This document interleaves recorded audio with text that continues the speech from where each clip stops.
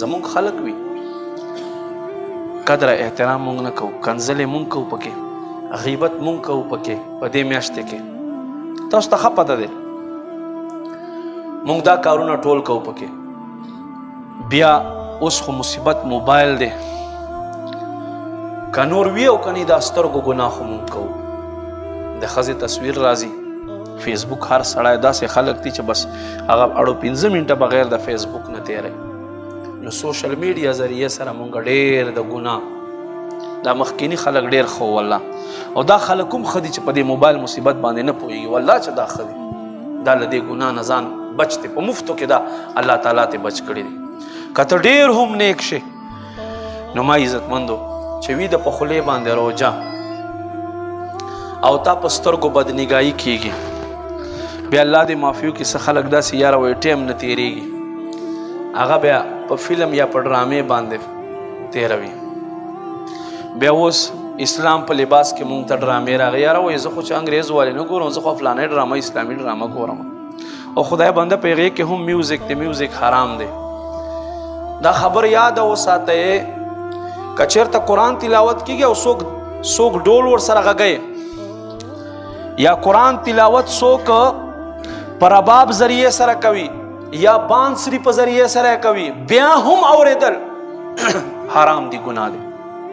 قرآن تلاوت چې ځای کې ته وایې چې یاره زه خو اسلامي تعلیمات ته زده کوم، نو دا ګورې غلطه خبر ده او دا د شیطان تا ته دوکه دی. یا ډېر خلک وایي یاره زه خو قوالي اورم. امام اهل سنت یوه رساله لیکلې ده په قوالۍ باندې، مقالة العرفاء فی اعزاز الشرع والعلماء. د قوالۍ 10 شرایط اعلی حضرت ذکر کړي دي چې قوالي کوونکی چې دی هغه به عالم وي، با شرع به وي، او قوالۍ ته چې څومره کسان ناست وي دا به ټول با شرع وي، ګیرې به وي او ټولو به سپین لباس وي، شیخان به وي او ډول به نه وي پکې، باجه به نه وي پکې، او کلام چې کوم ویلی کېږي هغه به د عالم وي. 10 شرایط لیکلي دي مقال العرفاء فی اعزاز الشرع والعلماء. په قوالۍ باندې امام اهل سنت یوه رساله لیکلې ده، بیا روا ده. او که دا نه وي پکې بیا داسې قوالي هم حرامه ده، د یاد وساتئ. روانه دی نعت دی چې نعت سره میوزیک وي، تقریر دی چې تقریر سره میوزیک وي، حرام دی، اورېدل حرام دی. یاد وساتئ روجه را روانه ده، ګورئ چې خپله روجه بیا ثواب په نیت سره خرابه نه کوي. اوره قرآن تلاوت اوره، ساده نعتونه اوره، علماء حق تقریرونه اوره، نو انشاءالله ډېر څه به درته میلاویږي، ډېر څه به درته میلاویږي.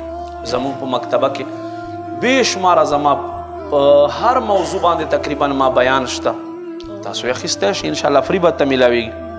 په هر موضوع باندې تقریبا بیان شته. نورو علما وال اوره، خپل ایمان پې تازه کوه. روجې مطلب دا نه دی چې ته به خوب ډېر پکې کیا، یا روجې مطلب دا نه دی چې په تا ټایم نه تېرېږي اوس راشه اسلام په نوم سره یوه اسلامي ډرامه وګوره پکې. دا یاد وساتئ دا ګناه حرام کار دی.